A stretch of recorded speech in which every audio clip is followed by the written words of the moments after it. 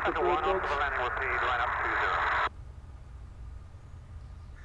Then we move to some fighters after the trainer there'll be the Provost trainer, and then fighters, the Spitfire, the Sea Hurricane and the Gladiator. And then you'll have a break with a bit of barnstorming, and Kevin Panther, the chairman of the SVAS, will be up here to take you through that. We come to a second phase of World War I aircraft with the Avro 504K, the Bristol F2B and the Bristol M1C. Then there'll be a spot for visiting parts. And it will be followed by the unique site.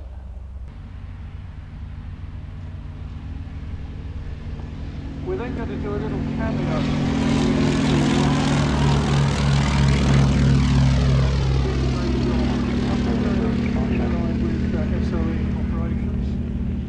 Finally, when the Edwardians airborne. Hello, that's two copies. The ship must go there probably another minute. It's the first time in some time that we actually put all five in the air. But conditions are good enough at the present time. So we'll have a full show of Eds as well. And that will bring the show to an end at just about 10 minutes past 9. And after that, you'll all be free to go home. But we hope that you will enjoy the show, relative slots further into the show. We have to juggle the aircraft fairly carefully to make sure that they're able to fulfill their slots at the right time. So you will see aircraft taking off and landing a little bit out of context with the actual display itself, but that is why we need to get the aircraft in the right.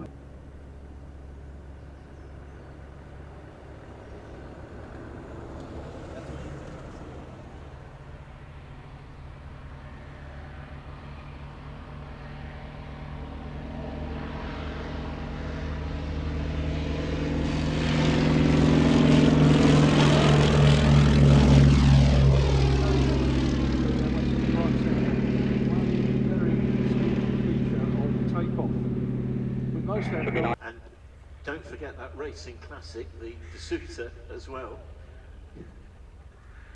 It's suitably bringing up the rear, the D'Souza, but we'll tell you more about that in a while.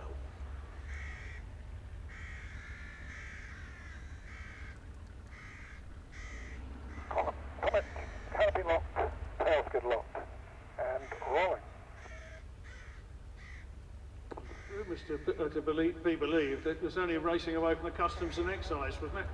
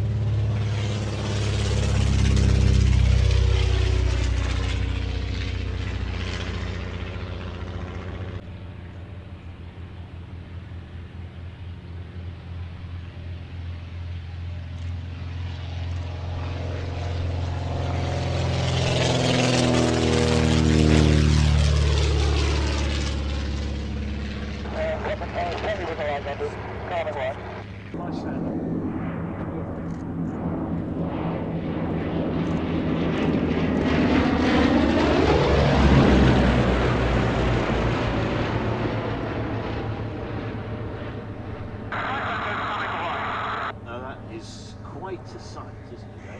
Powered by the Bristol Mercury 9-cylinder engine. The Lysander was hopelessly out of date and outperformed by other aircraft by the outbreak of the Second World War, so its original... Invented specifically for SOE.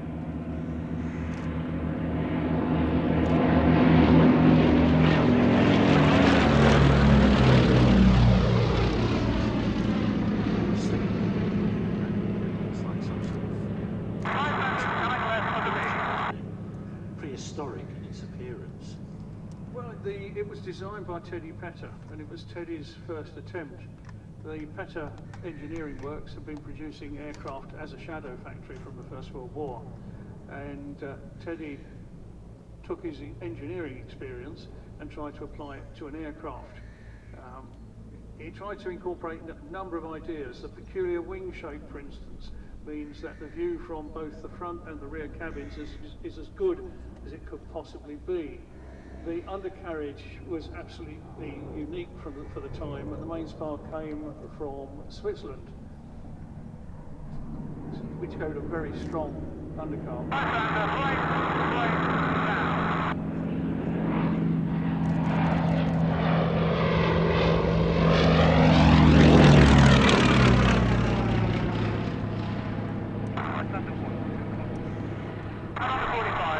This all-black aircraft has gone.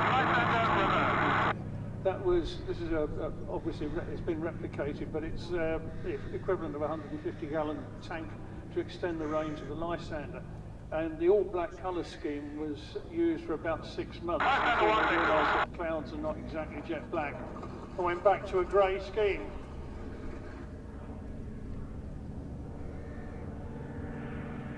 You go from the Lysander, comment to the left turn back to West Holman.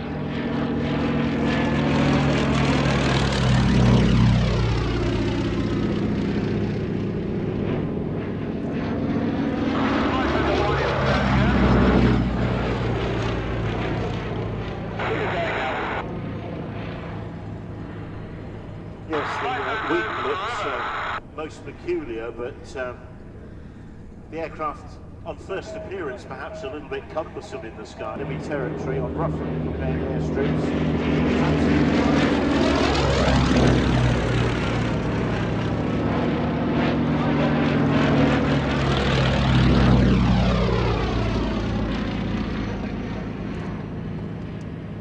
In operations in France and the Battle of France in 1940, the Lizzie suffered very heavy casualties, largely because the camouflage version that's coming from Duxford.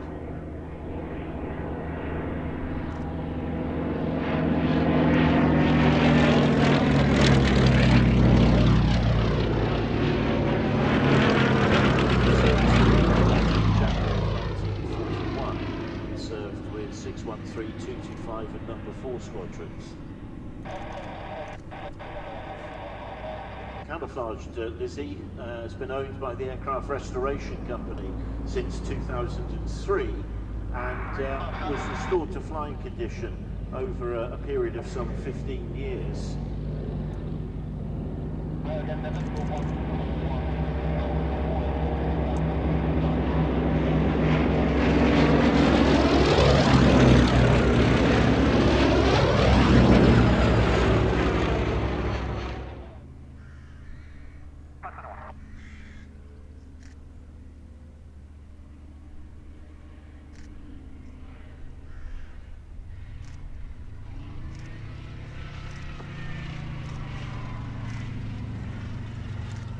Before you say too much, there's a very light wind today and there's a very hard runway. So actually...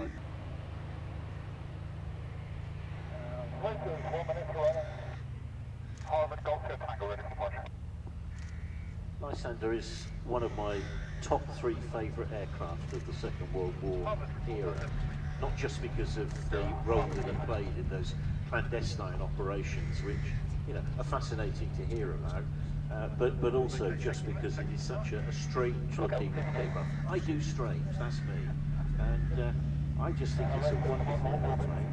And yes, it's good to see the Arco plane there in its camouflage livery, but for me, the all black, it just sets it off perfectly with the Shuttleworth aircraft.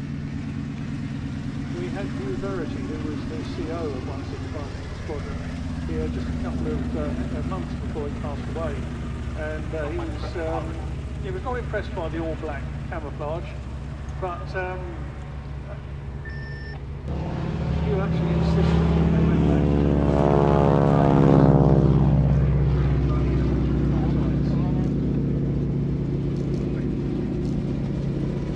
Lysander operations ceased very shortly after the fall of Paris in France, because it was no longer necessary to take nations over, but also because by that stage, the invading forces had got as far as the range of the Lysander. and operations switched to the Far East, where agents were often dropped in small jungle tracks, which was a much more testing environment for the good old Lysander.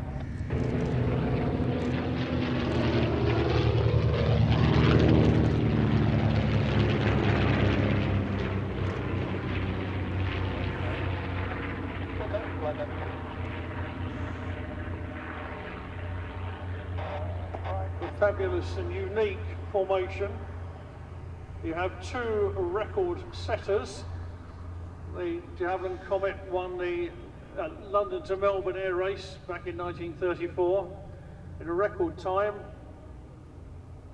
and the Mew Gull, Percival Mew Gull, was used by Alex Henshaw to set the record for London to Cape Town and back.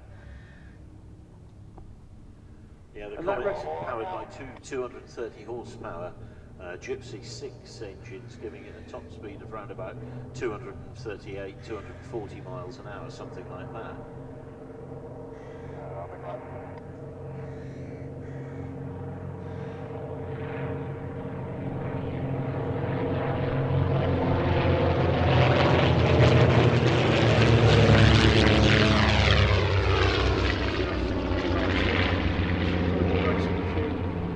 Particularly successful, it placed in the King's Cup. It's on the runway here at Old Ward.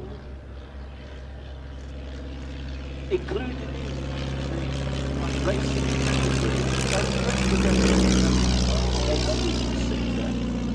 an extremely rare aeroplane is this. During the First World War, Armstrong Whitworth produced two reconnaissance aircraft called the FK3 and FK8. The FK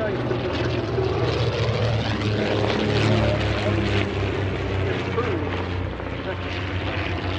an existing design, and it became the DeSuter, or the DeSuter Aircraft Company of Croydon, used as an air taxi. But we'll come back to that because I think we're going to stick with the air racers.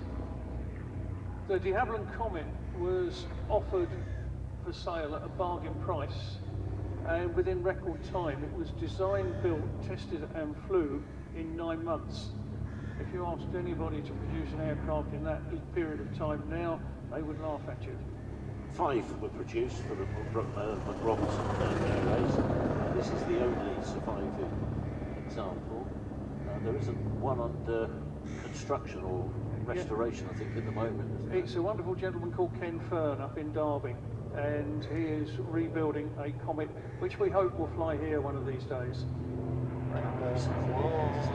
Two Comets together.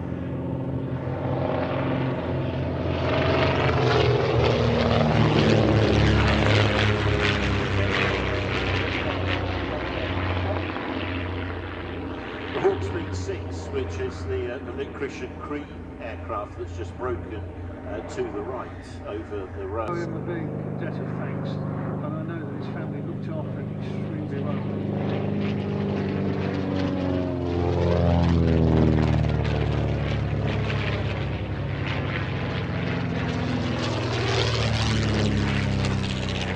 X-ray Foxtrot just passing us now.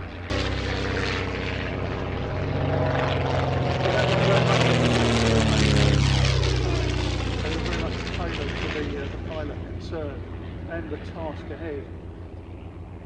Experts often were quoted as saying that it was the sort of holy grail of air racing machines, wasn't it? Yeah, yeah. But with Alex Henshaw flying it, you had a very determined and very skillful pilot.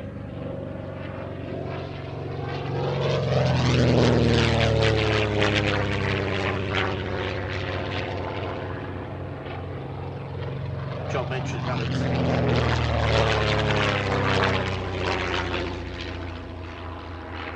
Set a world record flying to Cape Town and back in 4 days, 10 hours and 16 minutes. That record stood for over 70 years, and when it was finally beaten, it was in a modern machine with sat-nav and all the bells and whistles. Henshaw had none of that on his epic journey.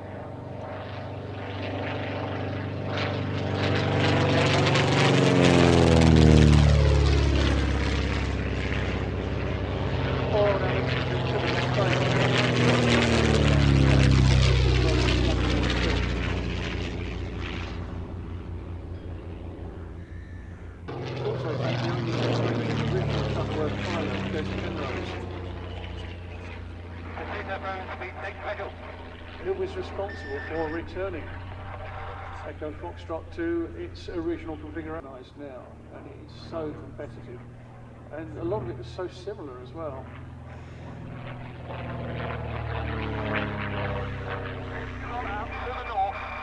You talk about this.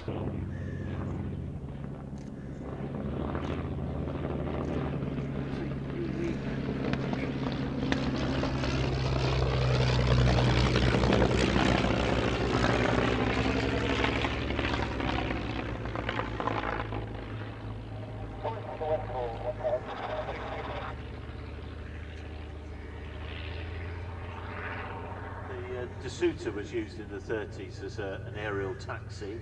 This particular example bought by Richard Shuttleworth, who in fact was looking to set up an air taxi business, I think, at the time. The aircraft was grounded for a while here in the collection because of a little bit of aileron flutter that needed correcting. That was shortly after it had been totally rebuilt. Yeah. A remarkable job, really. It's actually a with all the wood involved, they needed the carpentry skills of the cabinet makers. Well, De Suter as well made prosthetics as well. That's right, yeah. And Douglas Bader's legs were provided by De Suter. And they decided to diversify into aviation. Kuhlhofen was a good engineer, but not a particularly good designer.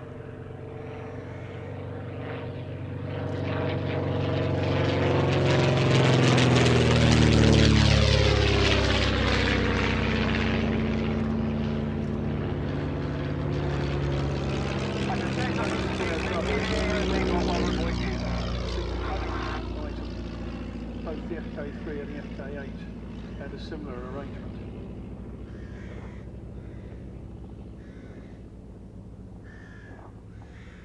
And you will have noticed on that pass that probably the De Suter pilot was bending the throttle forward and the Hawk Speed 6 pilot was bending.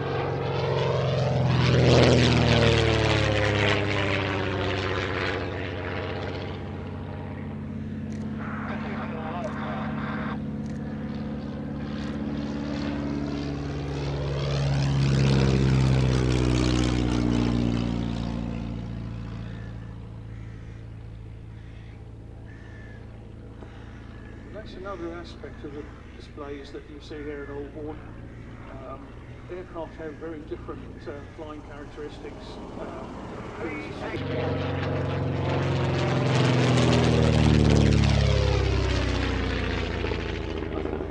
Bangers and Cash summed it up when he was looking at a car and he said even standing.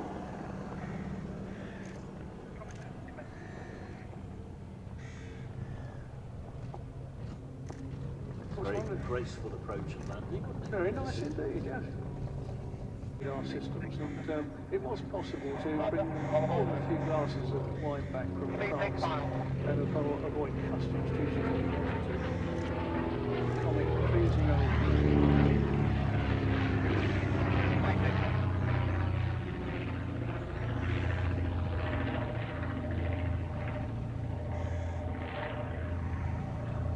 And in the comic design, you can see very much some of the ideas that ended up as a static exhibit in 1980.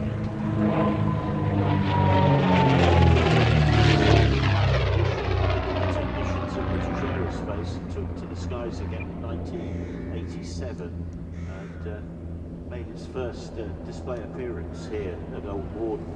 Although it couldn't be based here for a long, long time, it took an extension of the runway in 1999 for it to be possible to operate from the field. At the time that it won the McRobinson Air Race, London to Australia, back in the 30s, it completed the race in 70 hours and 54 minutes.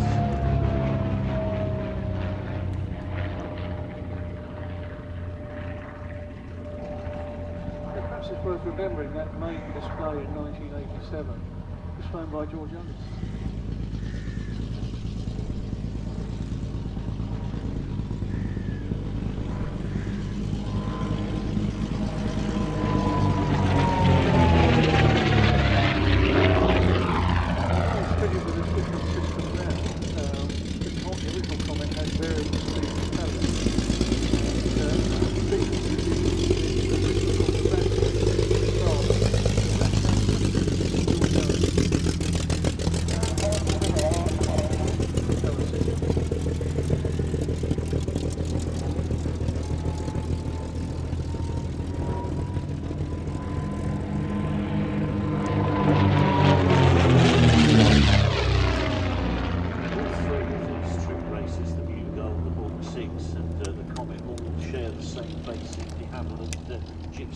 Engine, but they all sound so very different, don't they?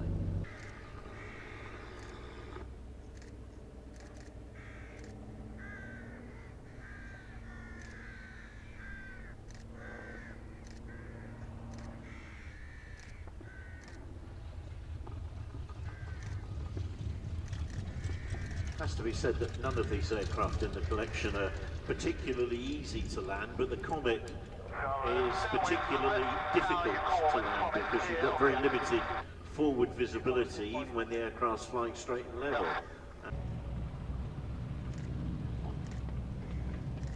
Harvard, on board in 30 seconds. Harvard. That was a very nice. Well, that's Chris Huxton. Exhaust ports.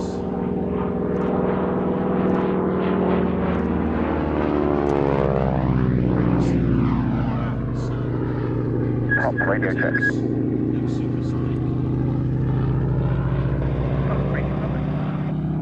Five also, we're still on time. The prop tips goes at the engine drives directly on the crankshaft. There's no gearing. Aero engines are geared down. But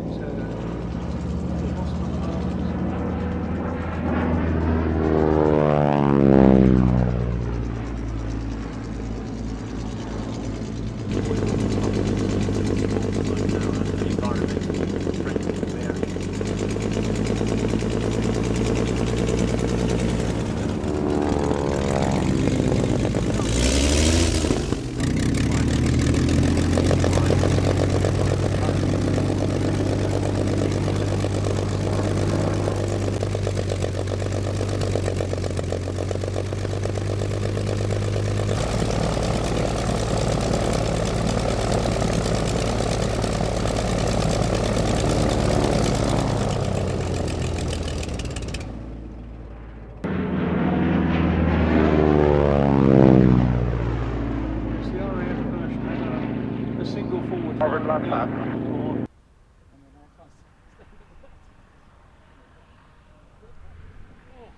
I think that's pretty good, don't you? That's a 9.5 out of 10. 9.5, yes, I think a 9.5 out of 10. Not that we're keeping score, of course. Harvard, vacate next. We always wanted to know that. Well, there you go. So there you are. Every air show's an education. The breadth of Shuttleworth's knowledge.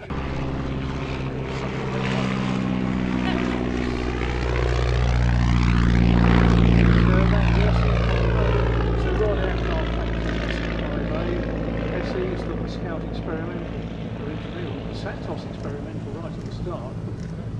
Royal Aircraft Factory wasn't allowed to. After the front, as you mentioned, with various problems with the engine and so on, which meant a lot of pilots went on to fly the Camel instead of the SE5.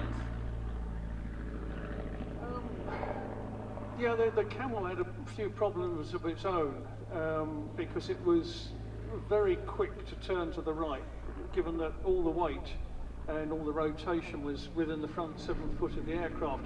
So it would whip round very quickly, and if you didn't know what you were doing, it could be dangerous. And just joining the SE5A is a pilot favourite. This is the Softer Pup. Pup got its names once. You're just making them up now, aren't you? No, I can't make this up. I'm not that clever. No, the Shuttleworth Cup was very effective at very high altitude. Very hard to go we're ready to taxi just forward onto the runway to our power check.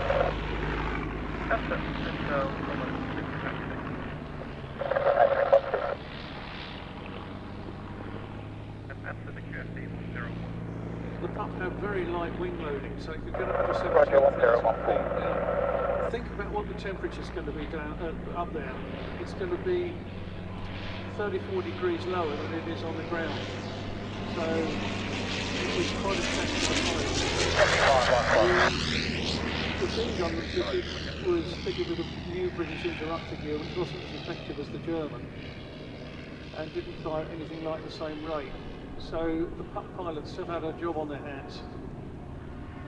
SE5 by contrast had 2 guns.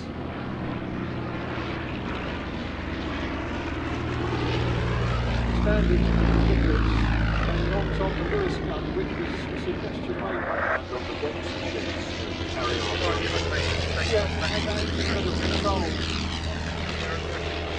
Also, by that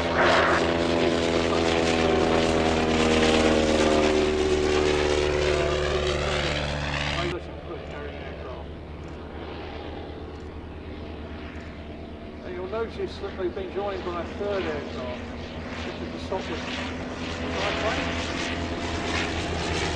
And it was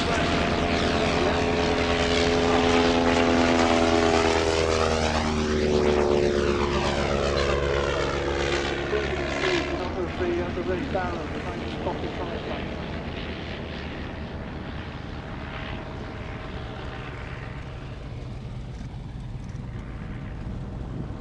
Some wag on the ground when they first saw the Shuttleworth triplane take to the skies, wobbling about in the wind, and thought that it looked like a rather drunken flight of steps in the sky. Well, it's funny to fly to play by Harry Walker, it's like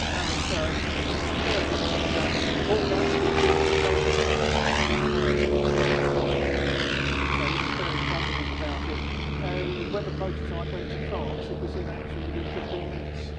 There were some early problems though, weren't there? In fact, there was a leak here with the Shuttleworth family, because Clayton and Shuttleworth, the engineering firm, who were working largely on steam engines for agricultural use, were contracted to make things like flying wires for the aircraft.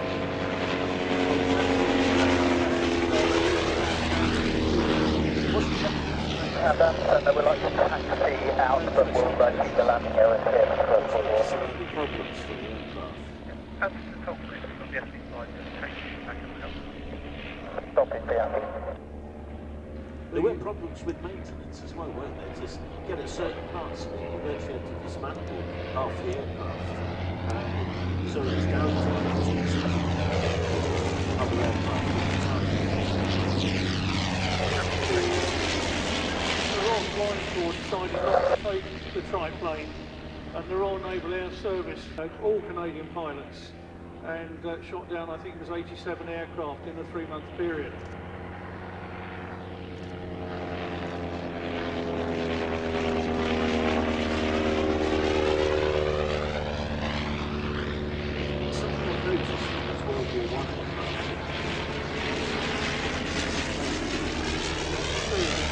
With a motor engine, you've got castor oil being used, which is where Castrol comes from. And what you're smelling is burnt castor oil. The burnt castor oil across the newly mown grass. It's entirely accidental.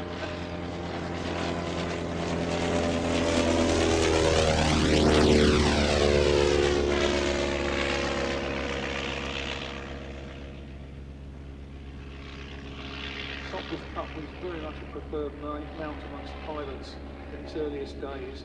A delight to fly, very light on the controls. Harry Walker had one as his personal mount as well. That's right, yep. With a little 50 horsepower no rotary engine up front. Triplane, That's good because we get to see the aircraft at a Yep. a different angle, different attitude. There we are. Look at that. Something very new for us. You don't often see this runway used.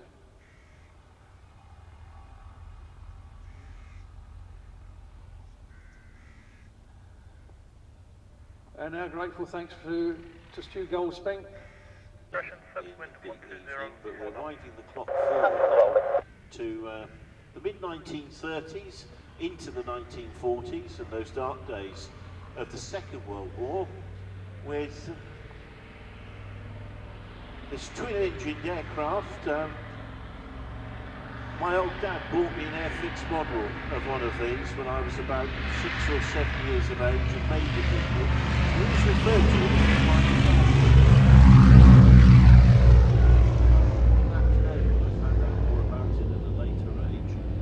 The Anson used for twin-engine conversions for pilots, but with all that fuselage behind them, they did use it literally as a flying classroom for engineers, for radio operators. This bit rather, it's quite important.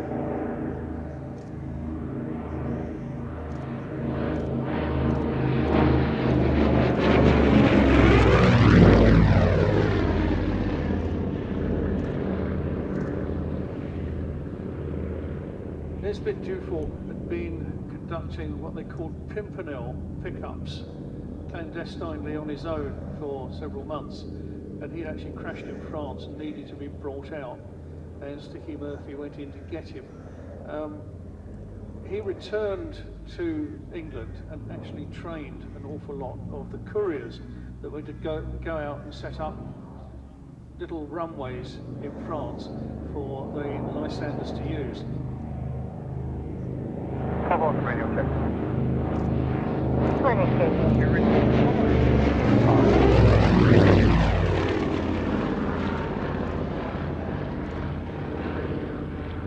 The Avro Anson is powered by two Armstrong Sydney Cheetah 9 engines, each rated at 350 horsepower. The original examples driving two-bladed props made by Fairey. The engine cowlings from the original prototype were reduced in diameter to improve visibility from the cockpit.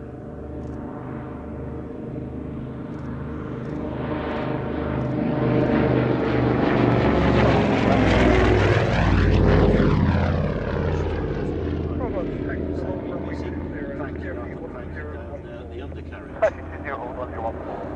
This particular example is actually an Avro 19, developed as a light airliner. Had a variety of roles as a civilian aircraft. It was used for instrument and communication development, also aerial survey, and is actually owned by BAE Systems and is on permanent loan to the collection here at Old Warden.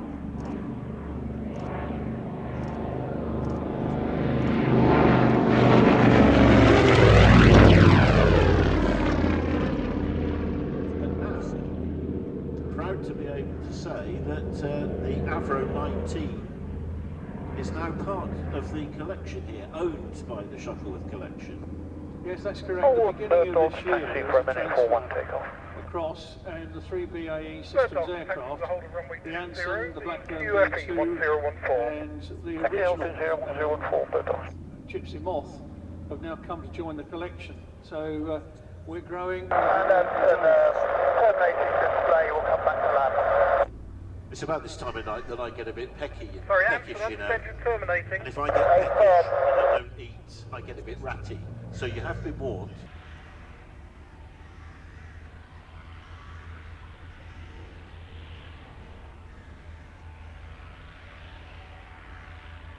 And Anson just checked here. Anson, check green. Thank you.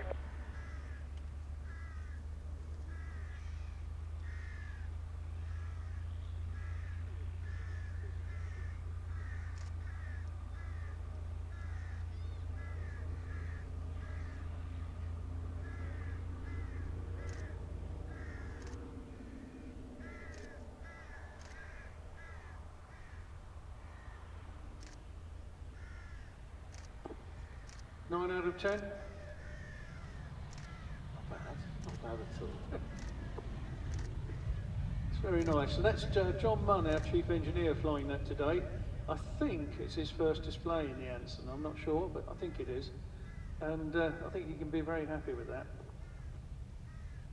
And on board bird All dogs of the to line up. pilots that fly Bird dogs report as lined part up. of the Shuttleworth collection are highly enjoy these Bird dogs wonderful from flying 20, take off machines. your discretion, 120 degrees, 5 knots. Bird dogs are discretion. Moving forward from the 30s and 40s for the next few minutes, in the company of two rather strange looking single-engined high-wing monoplanes, Bird dogs rolling.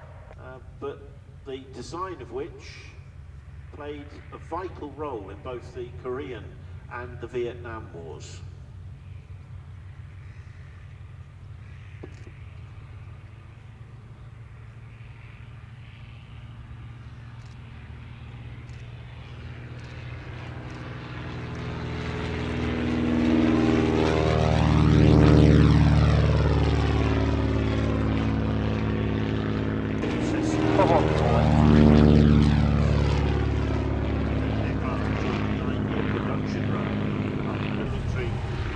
Until about 1974, although the type served with Air Forces very impressive flying history for the bird dog with the American military, as well as. And the aircraft they had with the Piper L4 and the Stinson L5, both were lightweight construction, and certainly suffered a lot from airframe fatigue in the economic aircraft.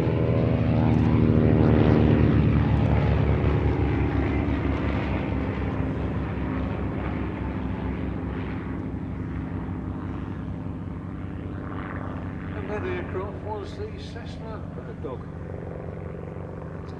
Bird Dog got its name through an employee competition that Cessna ran, and the aircraft in its role was to allow the artillery on the ground to adjust their fire to hit their targets, and a hunter would use his dogs in the same way, hence the name Bird Dog. Yeah, the employee's name was Mr. Swayze. It was, but not Patrick. I don't know. No, it It wasn't. sounded like probably his dad, actually. Yeah, or Grandad probably. And if you were Korean or Vietnamese, the sight of one of these aircraft was bad news. On board the Spitfire ready to go. Spitfire on board, What they also did was to add rocket firing capacity Your to 5 some to me, aircraft, Spitfire. so they could actually support troops on the ground. Simple airframe, easy to maintain, rugged, easy to use. It was exactly what you needed on the front line. They made 3,500 of them over a 9-year period, and as I say, the service history of the aircraft stretched from the early days of the Korean War right through to the end of the Vietnam War as well. When you think that, you know, the high Bird dogs breaking fast jet capacity that the Americans had with their Phantoms and other aircraft, B-52 bombers, and there was this little thing. It looks like it should North from Charlie, Sierra, Delta, Sierra Golf. Good be afternoon. around over the jungle.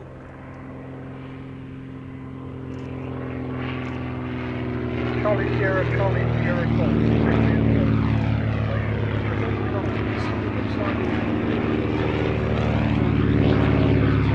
Okay, Charlie, Sierra, Delta, Sierra Golf. Can you say again? Charlie, Sierra, Delta, Sierra Golf. Bird Dog's career was Royal Vietnamese Air Okay, thanks. I think someone's given us the wrong Major Buang, who Cheers, was man, one cheers. of 5 children in a 2-seater, one of these, to the USS Midway. When Vietnam fell, the irony was that the captain of the Midway, Sierra, the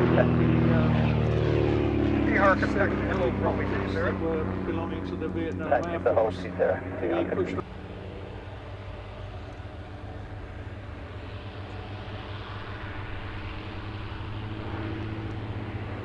The dogs are braking, braking.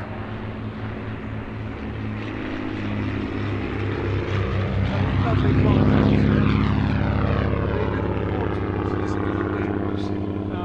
there. They're to carry what they call willy peat, phosphorus rockets. Those Those lead is phosphorus rockets downwind. were used to mark enemy positions if they could.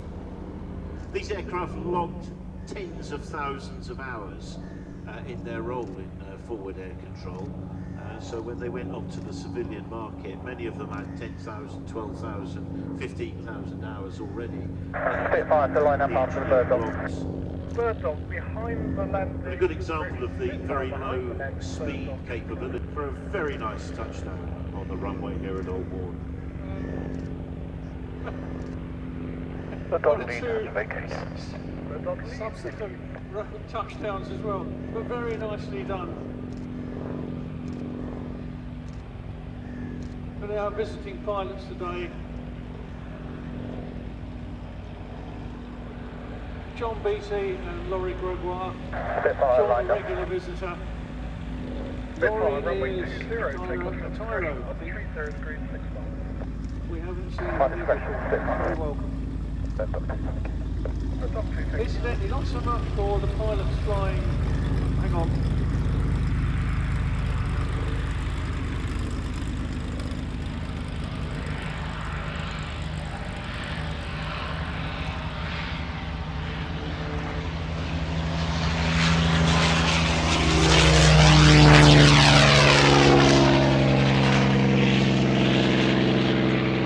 Like the hold cross when that. Planting Old Bourne to go off into a holding pattern. We'll see them a little.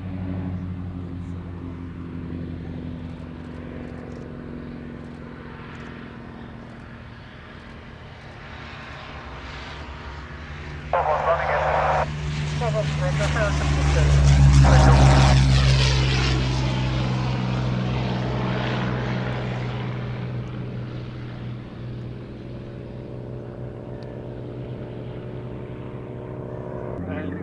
and do it.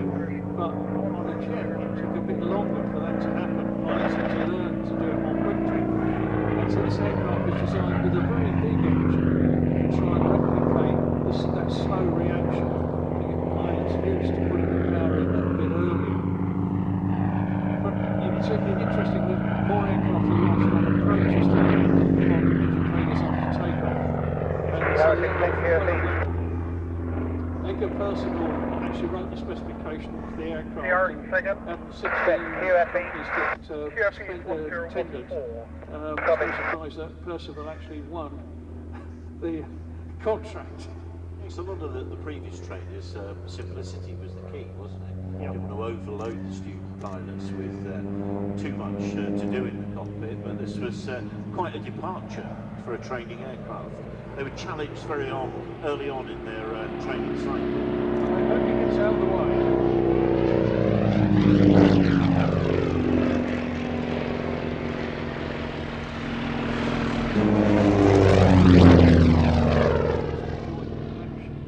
They found that there were 4 available. This one was at Cranfield up the road, easily the lowest hours, and so it was well priced, and so it joined the collection.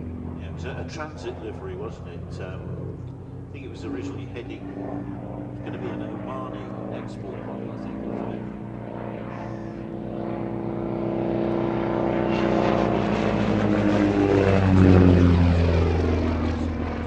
Just about top 200 miles an hour. That big engine up front, an Alvis engine, 550 horsepower.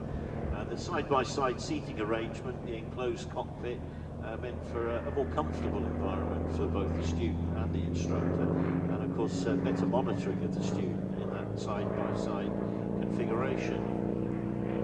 This particular Provost has amazing airframe.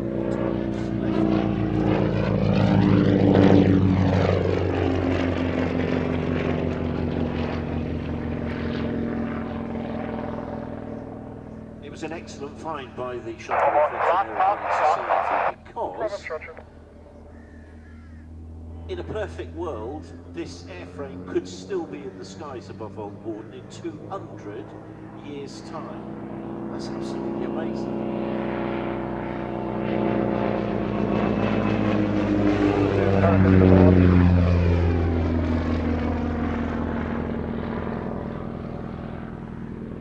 course, you can see the early beginnings of an aircraft that replaced it as a basic jet trainer, the Jet Provost, of course. Yeah. We led the world. Yeah. Where did it all go? Well, you look at Miles, and we're going to see one of Mars' aircraft a bit later on. In fact, it was the first one that he actually made. And between 1920 and 1947, he made nearly 6,000 aircraft, a lot of them racing aircraft. Yeah. Superb designs, very efficient airframes. And Miles were actually spearheading the investigations into the first supersonic aircraft.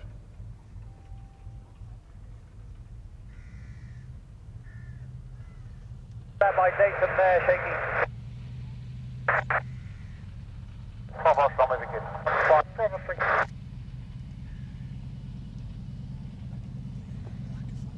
So Mark Sharp returns to Earth in the Percival Provost. We thank him for a very nice little display.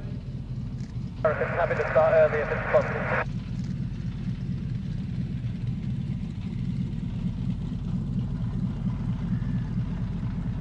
Hurricane standby. And we are going to present to you another unique formation. Hurricane from the display directly. Start early, finish on time.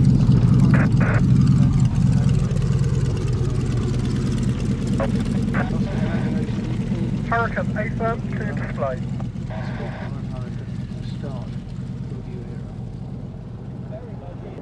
And some 747 were constructed. And here you see the very same aircraft that lost the Gladiator,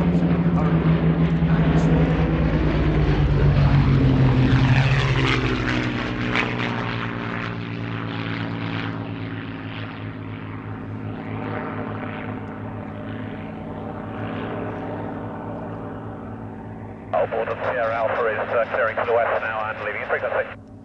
Golf Sierra Alpha, thanks very much for the call. Bye-bye. During the siege of Montreal, the Gladiator went into the annals of aviation history in a 10-day period, which gave rise to the myth that the island was saved by just 3 planes and charity. In fact, there were more aircraft than that.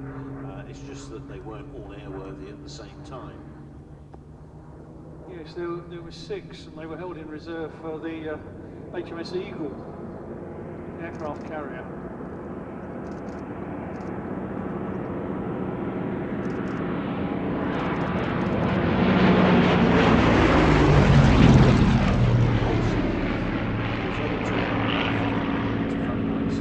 The Gladiator tonight, holding its own. Oh, very much so. It's pride of place. A lot of Gladiator pilots really didn't like the idea of going on to flying monoplanes. But at the same time, there was a pilot prejudice against the Gladiator itself at the time, particularly the enclosed cockpit. The Gauntlet, which was its predecessor, was very popular. And the idea of having an enclosed cockpit really didn't sell well with the RF pilots at first. The Gladiator was strong and manoeuvrable.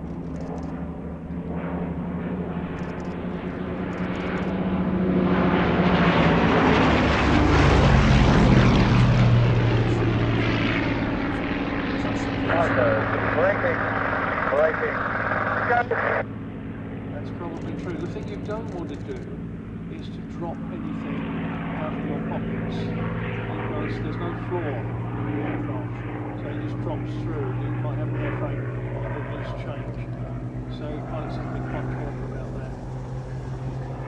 It wouldn't be any good for me. I wouldn't have anywhere to put them back. No good at all. The Sea Hurricane, again, a rarity.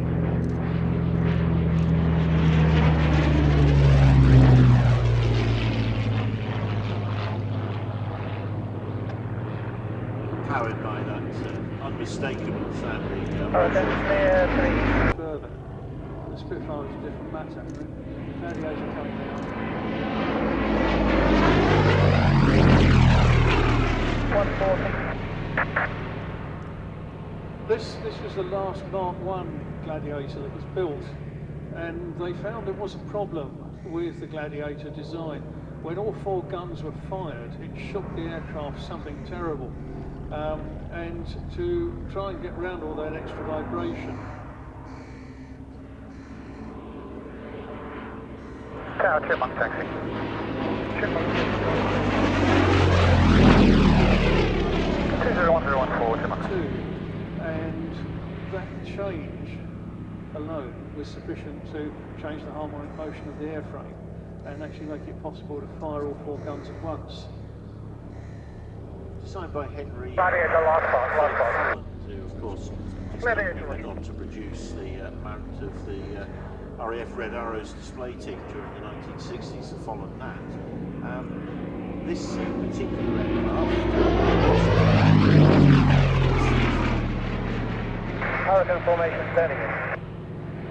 they decided to formation, Roger. present this Flight of 73 Squadron, and the red wheels belong to Flying Officer Gladiator, pass by. Edgar Cobber Kane. Gladiator, runway Cobber 20, Kane was one landing of the first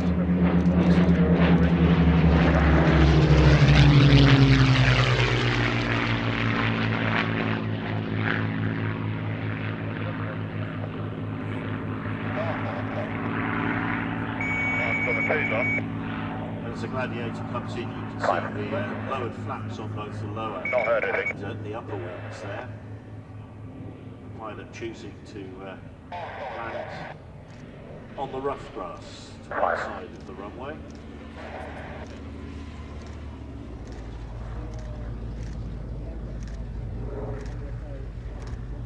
That's a very nice landing, actually. The Shuttleworth Hurricane is a very rare example. It's a 1BC Hurricane built in Canada in 1941 to protect the North Atlantic convoys heading to Europe and then north to Murmansk. A Mark III Merlin engine developing 1185 horsepower powers the aircraft.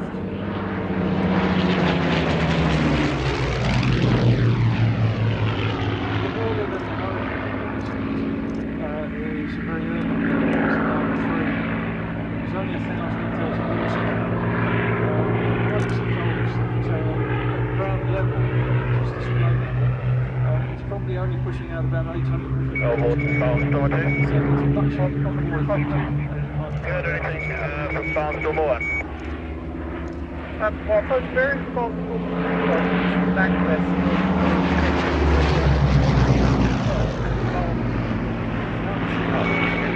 Open formation, braking, go. Temperatures at minus 18°C.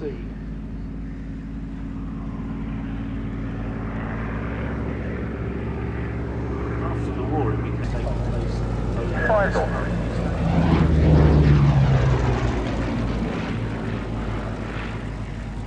Barnstormer 3 for radio check. Barnstormer 3, you're readability 5. This is Cancel, relatively sir. recently, is 1995, when the Mark Spitfire running in from the south. finally restored Spitfire, to Roger. flying condition once again, and along with the Spitfire has been an essential ingredient of our flight Hurricane Tally Ho. every summer.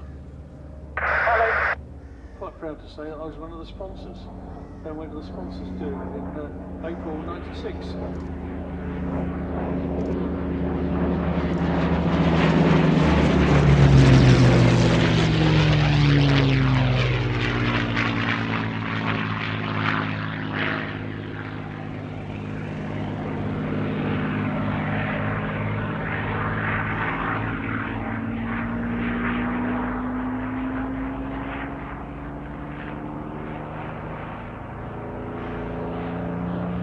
Hurricane Tally Ho. Tally. Come on, ready.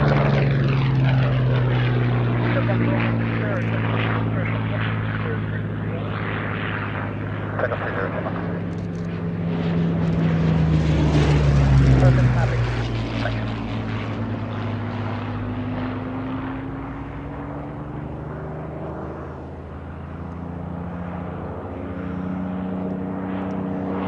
Honestly,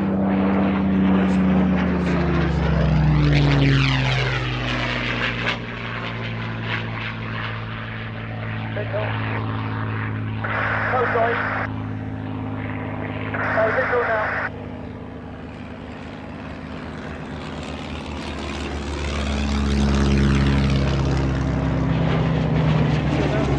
Barnstormer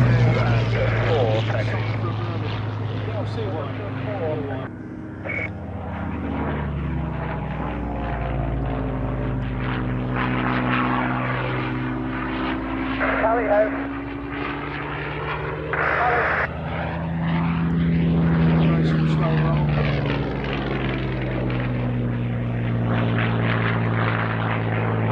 22 kilograms of the Spitfire production runs. More Mark 5s produced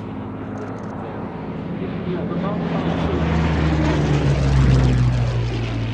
speeding up production, no end. Before that, Hurricane large bar. the first order for Spitfires was a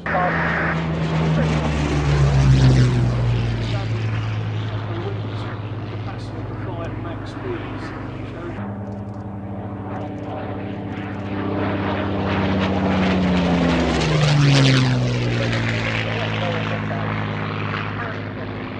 Tally the Spitfire. Too much fun. Spitfire, Tally. Do it tonight, then go online on the website and check it out.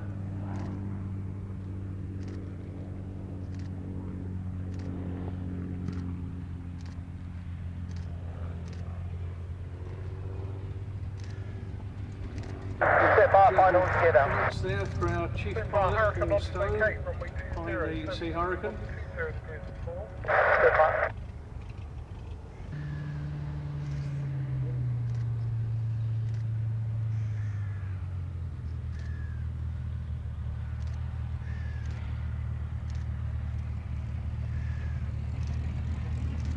And Shaky Shakespeare returns to Earth in the Spitfire.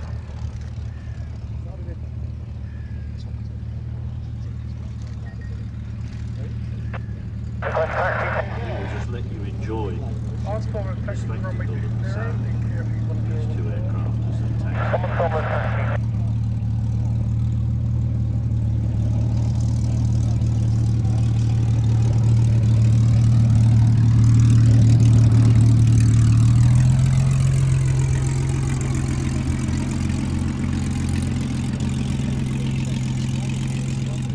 So the aircraft, in fact, will be parking in front of the crowd line.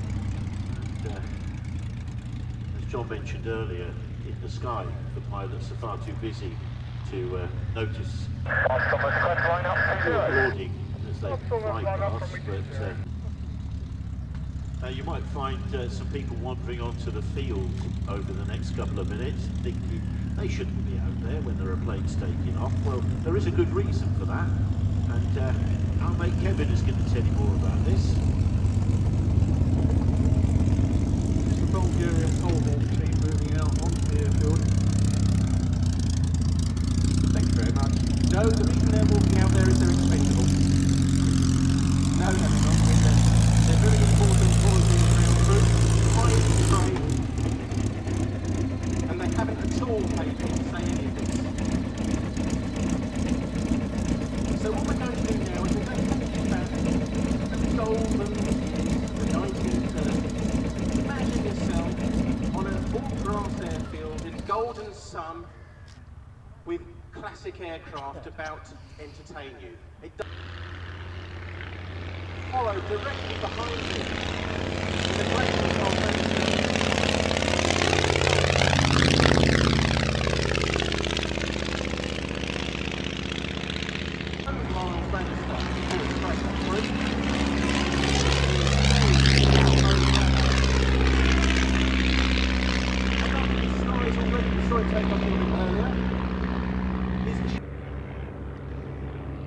They have to try and attack the target level, and Scott has got some special balls to throw.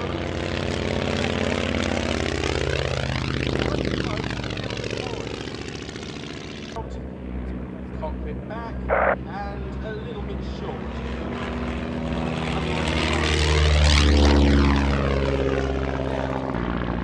Turning round, climbing slightly, angling in to get the better view, and there always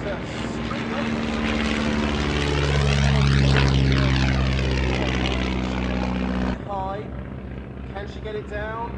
She's got it, and she's got it well and truly caught. But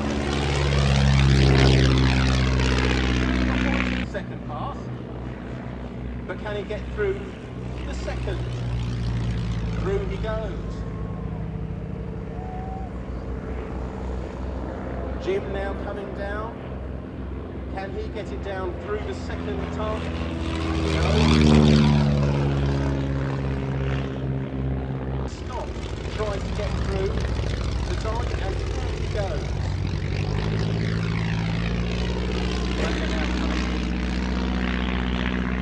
Third pass. Again looking a bit high. And decided not to go down.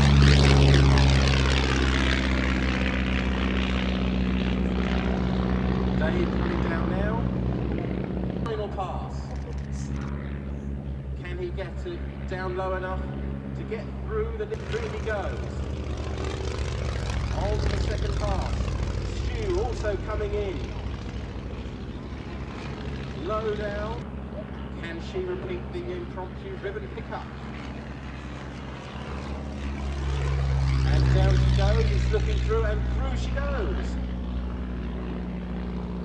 Dave comes down now for his final pass. And slow and through he goes as well, posting it through the slot. As Jim comes down now for his, the vehicle's running. A Scott in the southern market.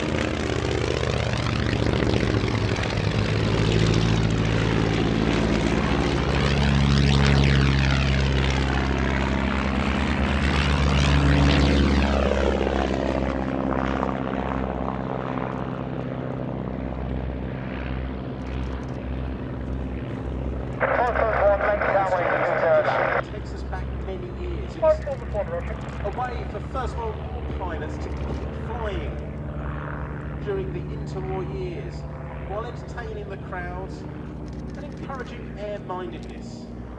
We like to think that Shuttleworth are already air-minded, but it's always good to see the aircraft coming and entertaining us once more, doing a job they are built for. As the aircraft come in and land and sort of taxi back to their starting position, please remember to give the pilots a big round of applause as they get out of the aircraft and wave to them as they taxi in. So Scott in the southern market landing long to leave space. The Stu in the Magister behind.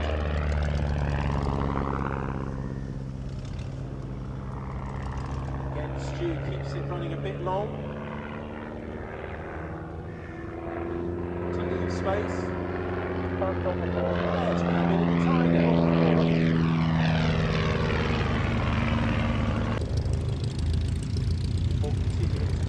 Fox 5, last pass. 4-5, roger. The Stu's will be up for the Northern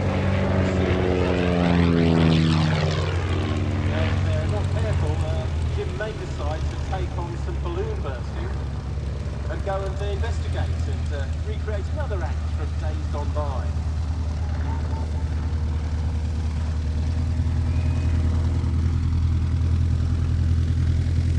Fox 5, left base, full stop. 4-5. A question which is asked why we haven't done on the ribbon cut tonight? Well, I'm afraid, you know, That's 20 miles on the flight. in the base of the tower tonight, so on. And coasting down. And gently touching down to bring our barnstorming to an end tonight. As the next act is already getting ready. And so we'll hand you back for normal service to your regular commentators, to John and Mark. To be a phenomenal success.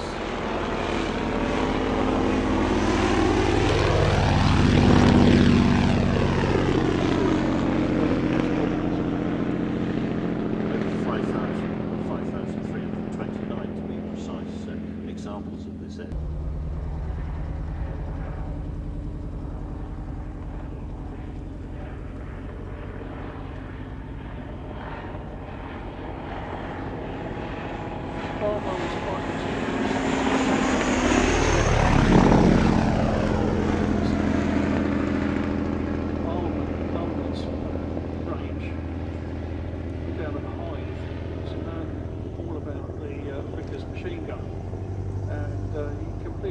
And they gave him a Vickers machine gun as a reward, which he brought back and put in the prototype.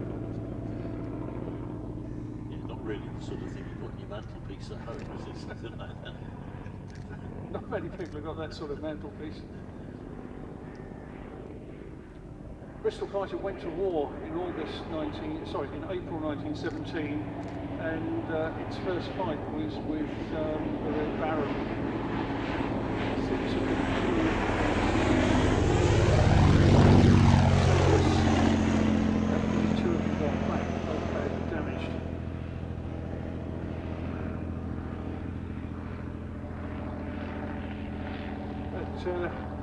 The RFC learned pretty quickly, and I've got a little quote from a gentleman known to others as Zulu Bettington, who said, this is on the 13th of May, regarding the Bristol, she is a topping fighting two-seater, the best here, not excepting the DH, that's the DH4. Average This is much handier.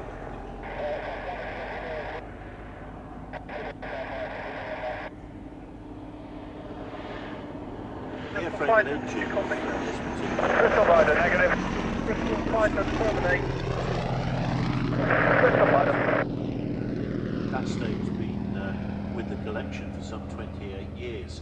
Prior to that, the Bristol Aeroplane Company themselves restored the aircraft in around about 1951, 1952. When it was originally built, it cost reproduced another example of this, their kit range. Oh, I didn't know. Another one of my insomniac television watching experiences. You do have an exciting life, don't you? A program about Hornby, which was quite interesting, actually. I'll tell you something even more boring.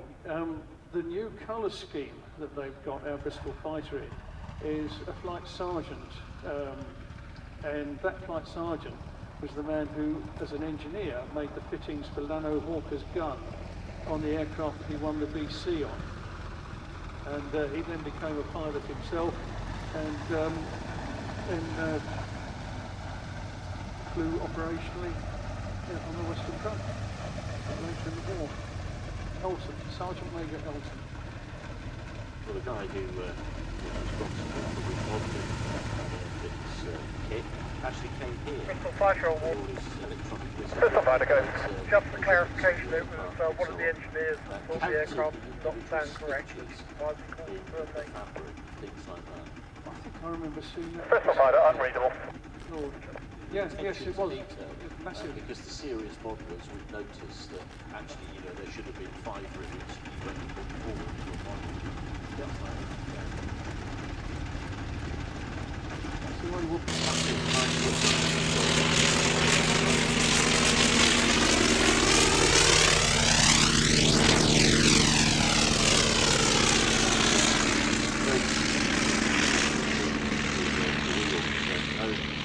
by the RAF crews and the Royal Flying.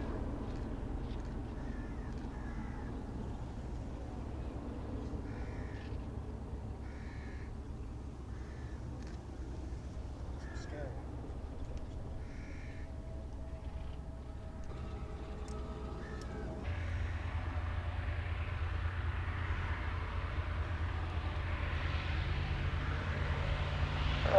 Maggie, flight 3, camouflage 5. Yeah, thank you for the 2-0 hold. We're aware of the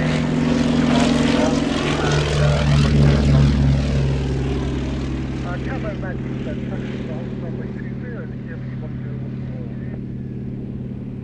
Thank you all, Maggie. Alpha Sierra Tango ready for departure. Golf Sierra Tango, runway 20, take off your discretion, surface towards 120 degrees of 8. All info, pilot 1, request cross from the Avro 504 to the Lysander along the fence line.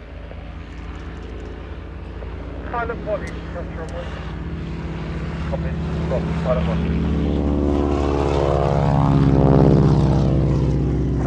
Is there any other departures after the repeat? Pilot, correction, Maggie is negative. The repeat will be last departure, 1 downwind left hand to land.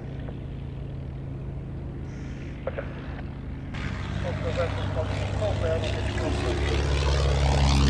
Hey, firm, hold it here. Many thanks for doing something over Rostock.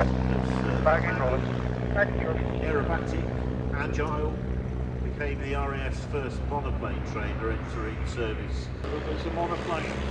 The Spitfire and the Hurricane were very much on the horizon by that stage. The best known really had one of the trainers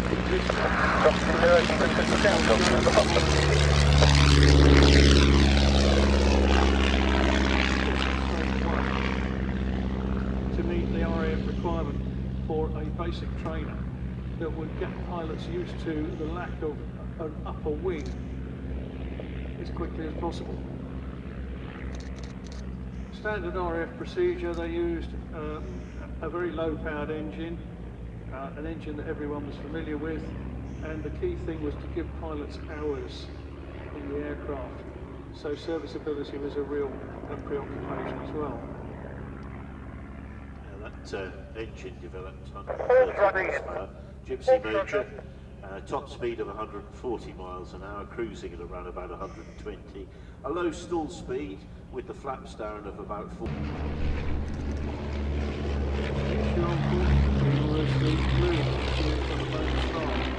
Well, the Golf is clear to sell. Thank you very much for a lovely day.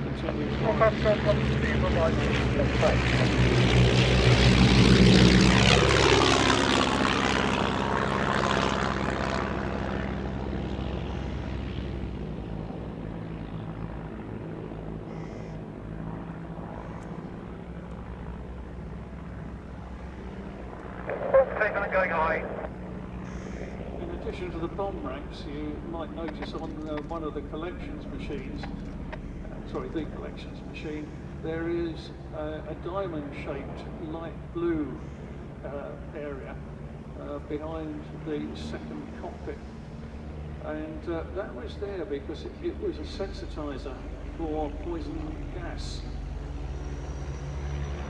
At the start of the war, it was very much thought that it would be a primary German weapon.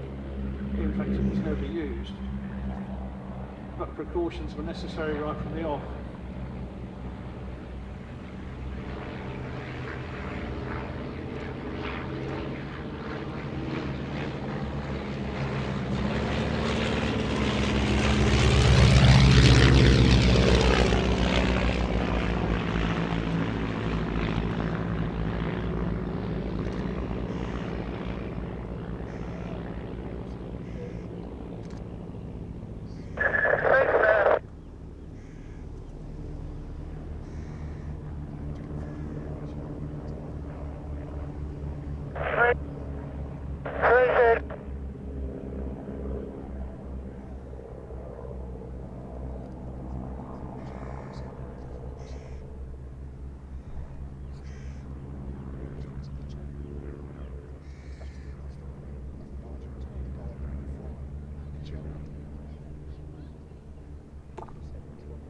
Right, well, a little additional note. The aircraft in Czechoslovakian colours is actually the aircraft from Argentina, so we are massively privileged. We do have the entire world population of airworthy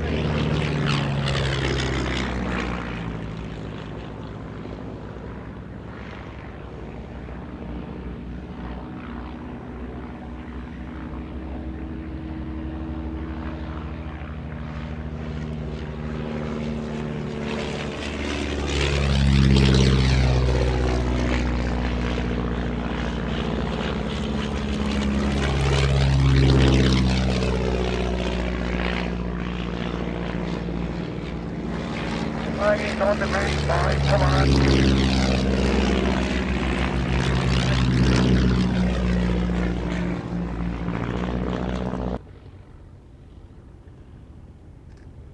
Flag is verified, or 83 Roger, runway 20, touch to wind is 120 degrees perfect.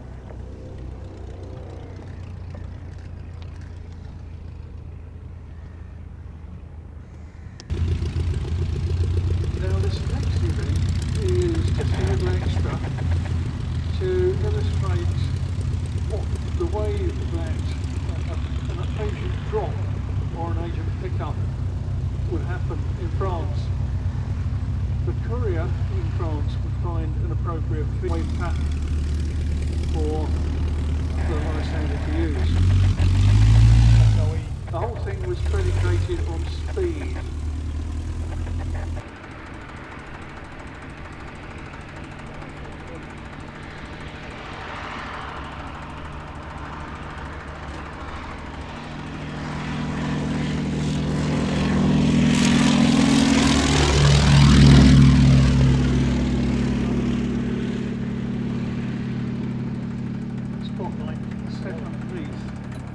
Operated by a Morse key so that it could flash back the letter.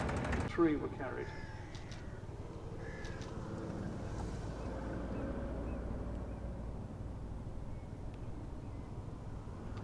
The pilot himself often faced 6, 7, often 8-hour trips, and they would be from Tangmere in Sussex. No pass to make the agents aware that it's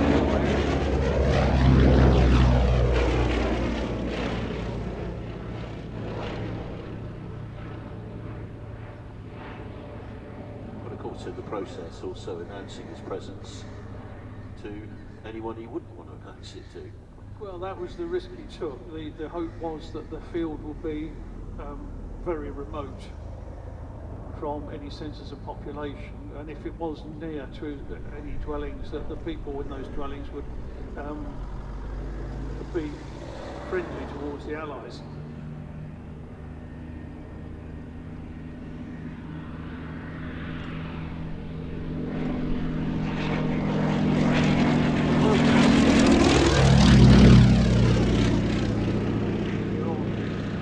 Murphy actually got a bullet through the neck when an ambush was attempted, and a couple of other pilots were also ambushed.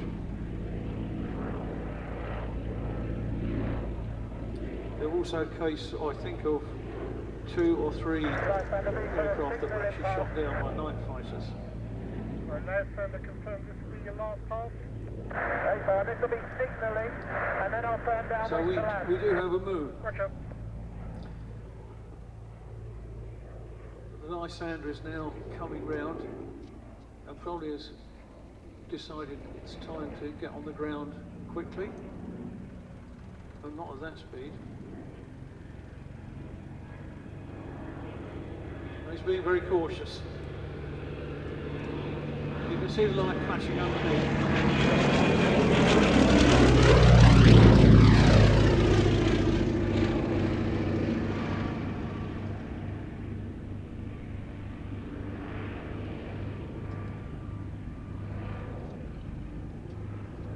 The Lysander to be travelling as slowly as possible as it touches down to shorten the run. It has got brakes.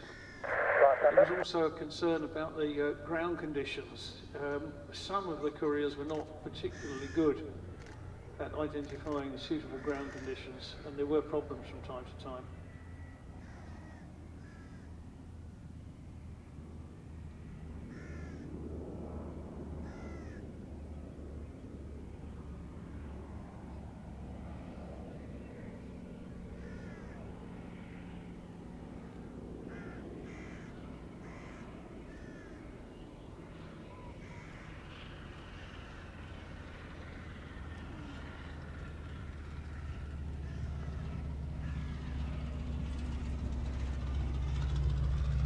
Okay, he's slightly overshot, but we'll turn around as quickly as possible.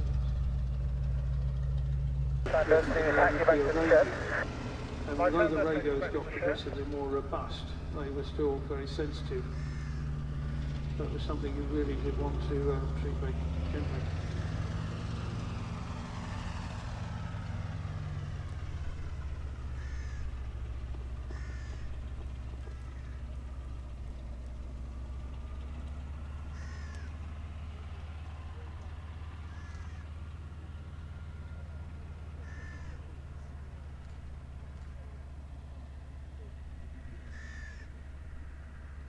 Lysander from the duty pilot, request confirmation that you've reset the tail wheel before correction the tailplane before departure. Wilco, Lysander.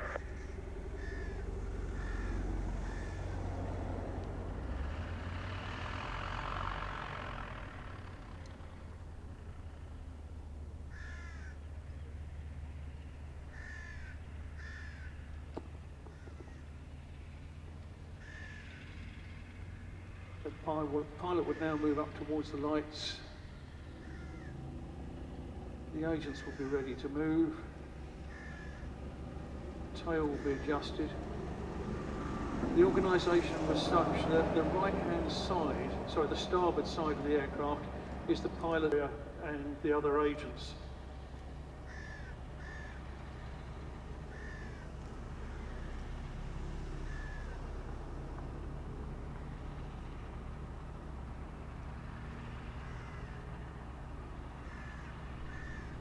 And Lysander, confirm I've rerun my before takeoff checks and the trim is at takeoff. The courier would Lysander, thank you. get up and talk to the pilot. Lysander will be ready for departure as soon as the car is clear. Wine. Lysander, take off fuel And some discretion, cigarettes. 1337. My discretion, Lysander rolling.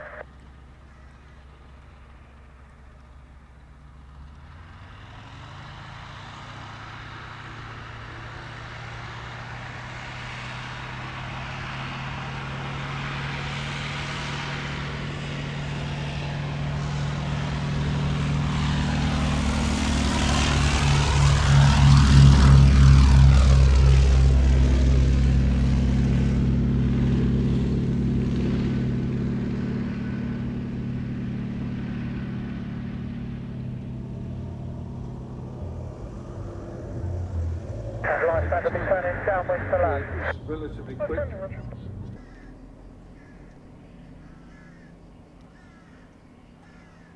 There's any Edwardians listening out on the frequency from the duty pilot, scrub, scrub.